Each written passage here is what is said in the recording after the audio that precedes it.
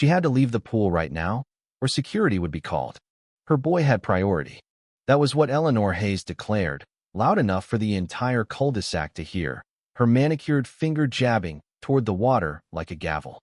The clipboard in her grip bore the crest of Pine Ridge Commons, our little slice of manicured heaven on the edge of Fairfax County.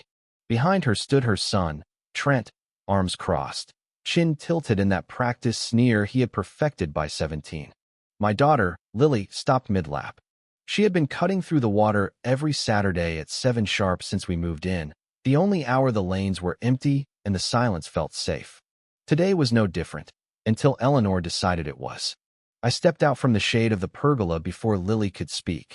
Funny thing, I said, voice carrying just far enough. The deed's in my name, and Lily's on the resident list. Same list your board forgot to update last quarter. Eleanor's eyes narrowed. Trent shifted, the smirk faltering. I kept going. Robert Caldwell, Sheriff, Eastern District. Former County Compliance Officer. I've audited 3 HOAs just like this one. And yes, I'm Lily's father. She paled the way only someone who has just realized the ground beneath her throne is sand can pale. Lily climbed out, towel clutched tight, shoulders curved inward. Not from the cold, but from memory. Last year, a group of boys filmed her changing in the middle school locker room, spliced the clip into a meme, and let it rack up 60,000 views before anyone noticed. We pulled her from public school. The pool became her sanctuary. And now Eleanor Hayes, self-crowned monarch of hedges and mailbox hues, was barring the gate because Trent wanted the deep end for his friends. Pool rotations are advisory, I told her. Not law. Your board voted that in last March. I read the minutes. She opened her mouth. I raised a hand. Contest it, and I'll subpoena the access logs. Unless Trent has reserved the entire facility, he's just another dues-paying kid. Trent muttered something. Eleanor yanked him away by the sleeve, heels clicking across the deck like gunshots. Lily was already gone, bedroom door closing with the soft finality of a coffin lid. We had moved to Pine Ridge for structure, for fences that kept the world at bay. After the video, after the panic attacks, after the nights Lily slept in our bed because the dark felt safer than her own room, we needed order. Instead we got Eleanor, who treated bylaws like silly putty. It started small. A letter about our mailbox being 1 shade too satin. A citation because Lily's bicycle leaned 2 inches past the approved zone. Then the pool. I began to listen. Old Mr.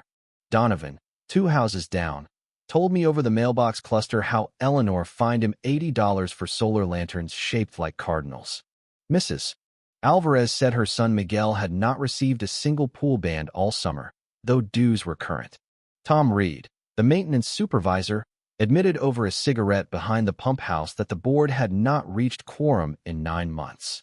Eleanor simply issued directives and signed them acting president. I requested the charter filings from the county. The clerk printed them without looking up. Last valid amendment, January prior. Previous president resigned 11 months ago. No successor ratified. Eleanor had been ruling by bluff. 3 days later, a crimson notice appeared taped to our front door.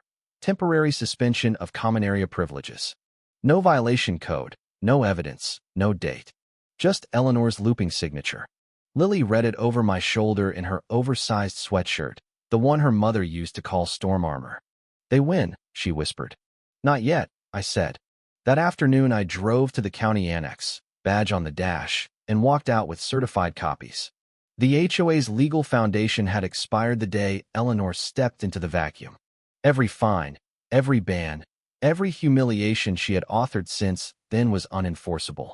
I had the paper to prove it. Tom Reed came to the house at dusk, folder trembling in his grease-stained hands. Inside were emails. Eleanor ordering roster changes for aesthetic consistency, demanding newsletter links be scrubbed, instructing Tom to blame a glitch if anyone asked. He had kept backups. She threatened my hours, he said. But banning Lily, that crossed the line. I scanned every page, printed duplicates, annotated timelines.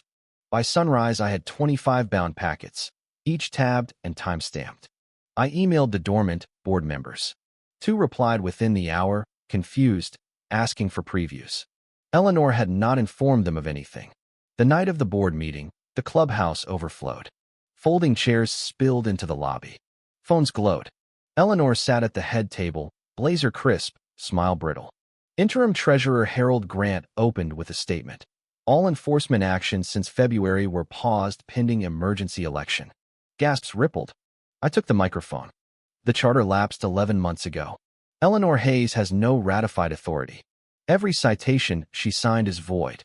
I passed packets down each row. Residents flipped pages, murmurs rising like steam. Harold moved to suspend Eleanor immediately. Mrs. Alvarez seconded. Tom stood. I was told to delete files, alter access, stay quiet. I did, until I couldn't. Eleanor's son, Trent, rose near the exit. Mom, stop.